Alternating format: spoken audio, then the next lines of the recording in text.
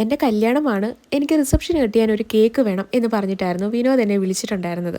ആദ്യമേ ഞാൻ അവനോട് ചോദിച്ച കാര്യം നീ അന്നിടുന്ന ഡ്രസ്സിൻ്റെ കളർ എന്താണ് എന്നാണ്. ആ ഒരു മൊമെൻറ്റിൽ അവരിടുന്ന ആ ഒരു ഡ്രസ്സിൻ്റെ കളറും കേക്കിൻ്റെ കളറും സെയിം ആണ് എങ്കിൽ ആ ഒരു സംഭവം നന്നായിട്ട് മാച്ച് ചെയ്ത് പോകുമല്ലോ എന്ന് വിചാരിച്ചിട്ടാണ് ഞാൻ അവിടെ ഒരു കളർ ചോദിച്ചത്.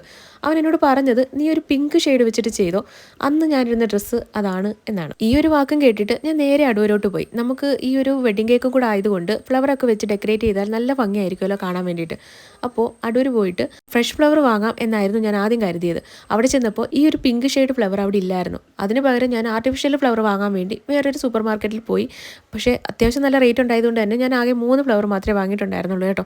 അങ്ങനെ കുറച്ച് ലീഫും കാര്യങ്ങളും എല്ലാം വാങ്ങിയിട്ട് നേരെ വീട്ടിൽ വന്നിട്ട് കേക്കൊക്കെ ഇതുപോലെ അധികം കുളമാക്കാതെ നല്ല രീതിയിൽ തന്നെ കേക്ക് എല്ലാം ഡെക്കറേറ്റ് ചെയ്ത് എടുത്തിട്ടുണ്ടായിരുന്നു. അങ്ങനെ 4 മണിയൊക്കെ ആയപ്പോഴത്തേന് കേക്ക് എടുക്കാൻ വന്നു. അങ്ങനെ കേക്ക് എല്ലാം ഡെലിവറി ചെയ്തു. വൈകിട്ട് ഒരു 6 മണിയൊക്കെ കഴിയുമ്പോഴത്തേന് റിസപ്ഷന് പോവാം എന്നാണ് ഞാൻ കരുതിയിരുന്നത്. റിസപ്ഷൻ അവിടെ ചെന്നപ്പോഴാണ് എനിക്ക് മനസ്സിലായത് എൻ്റെ കാൽക്കുലേഷൻ മൊത്തം തെറ്റിയിട്ടുണ്ടായിരുന്നു. കാര്യം പിങ്ക് ഡ്രസ്സ് ഇടാം എന്ന് പറഞ്ഞ ആള് അവിടെ ഇട്ടത് ഗ്രീൻ ഡ്രസ്സ് ആയിരുന്നു. ആള് പിങ്ക് ഡ്രസ്സ് എടുക്കാം എന്ന് വിചാരിച്ച് ഷോപ്പിൽ പോയി. പക്ഷേ കിട്ടിയത് ഗ്രീൻ ആയിരുന്നു. അവന് മാച്ച് ചെയ്തത് ഗ്രീൻ ആയിരുന്നു. അതുകൊണ്ട് അവൻ ആ ഡ്രസ്സായിരുന്നു കേട്ടോ ഇട്ടിട്ടുണ്ടായിരുന്നത്.